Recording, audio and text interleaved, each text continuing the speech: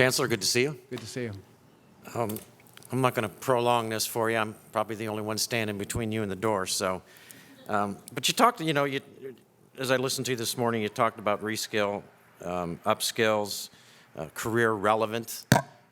We've had some discussions about the effect on community colleges. You've talked about talking with the communities in which your universities exist, talking with employers on what their needs are, and career relevant. And so, what are you hearing?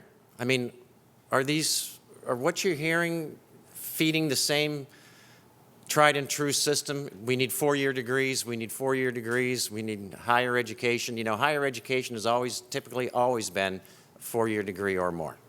We absolutely know that there are certain professions out there today that absolutely require a very high degree of education. But there are many, many, many employment opportunities out there, that don't require a 4-year education. They probably don't even require a 2-year degree. Right. And how critical do you think it is in moving in that direction of associate degree and/or certificate degree programs within the system, for the viability of the system in the future? Yeah. So I hear both. We need everything, and I hear it from employers. And again, I'm going to go back to my testimony to the Higher Education Funding Commission. The problem with education is that the pathways are unclear, that the market is vast. It includes community colleges. It includes 4-year colleges. It includes professional schools. It includes licensure, credentials. It includes micro-credentials and badging opportunities and employer training programs. And for the student who wants to define a pathway and then alter it along the way, it's chaotic. And the question for educators and education policymakers is how to instill some predictability and regularity into that chaotic marketplace. How do we align better, not just with 2 years and 4 years, but how do we align better with 2 years and 4 years and commercial providers offering credentialing and licensure and badges for the student? It forces us to break out of the mindset where we have different sectors in different places with peculiar little doorways between them, and that we instead work with employers and employer associations to define their full range of needs and then to develop the pathways that allow students to pursue the educational journey that meet those needs. It's a very different approach, but I'm confident that we can. But it's really an approach of more offerings instead of very specific degree offerings. Correct. Absolutely correct.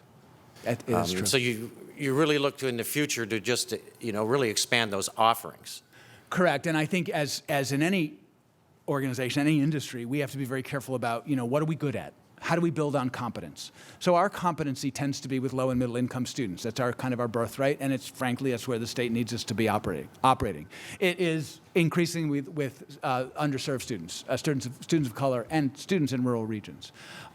We have competence in key areas of STEM, but not all. Key areas of STEM, health, business, education, right? And so it makes sense that we can supplement in those areas where we're strong with master's degrees and bachelor's degrees, that we can supplement with non-degree, credit-bearing certificates and other kinds of credentialing programs that supplement our strength. We're probably not going to be training the next generation of brain surgeons anytime soon. And there are other areas where we're going to be, not operating. But so our choice is how do we build on core competence, work collaboratively with other education providers, high schools, 2 years in particular in the public sector, and able to fit into those pathways which a student sees developing over a lifetime. Which ties in with lifetime learning. It's critical to lifelong learning. The average estimate is that the student graduating today, cover your ears, folks, will change jobs 8 to 10 times by age 40.